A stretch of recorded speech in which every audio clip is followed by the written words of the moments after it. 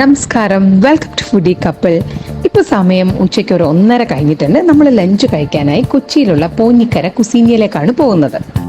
ഇതൊരു paid review ഒന്നും അല്ല കേട്ടോ. ഒരുപാട് ഇഷ്ടമുള്ളൊരു സ്ഥലമാണ് എനിക്ക് പോഞ്ഞിക്കര കുസീനിയ. കാരണം ചോറ് ഒരുപാട് ഇഷ്ടമുള്ള എന്നെ പോലുള്ളവർക്ക് വരാവുന്ന ഒരിടമാണ്.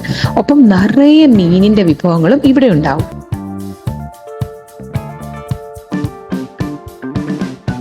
നമ്മൾ ചെല്ലുമ്പോൾ തന്നെ ഒരു ട്രേ നിറയെ മീൻ വിഭവങ്ങളുമായി ആൾക്കാർ എത്താറുണ്ട്.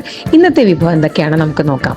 മീൻ വിഭവങ്ങളെ പോലെ തന്നെ എനിക്ക് ഇവിടുത്തെ ബീഫ് ഭയങ്കര ഇഷ്ടമാണ്. ഇന്ന് ഞാൻ ഓർഡർ ചെയ്തത് ഒരു ബീഫിന്റെ ഫ്രൈയും കൊഞ്ചിന്റെ തോരനും ഒപ്പം ഷേരി ഫ്രൈയുമായിരുന്നു.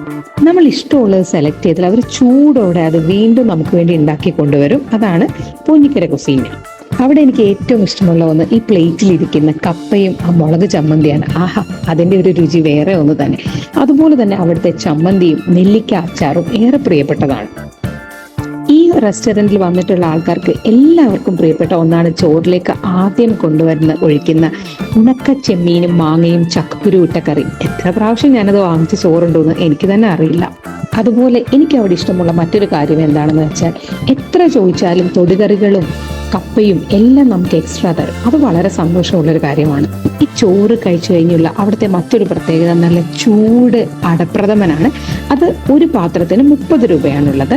അപ്പം നമുക്ക് ഒരാൾക്ക് നിറച്ചു കഴിക്കാനുണ്ടാവും. എന്തായാലും ചോറിൻ്റെ കൂടെ അടപ്രഥമനും കൂട്ടി നല്ലൊരു ഊണ് നമുക്ക് പോഞ്ഞിക്കര കുസീനിയയിൽ ലഭ്യമാണ്.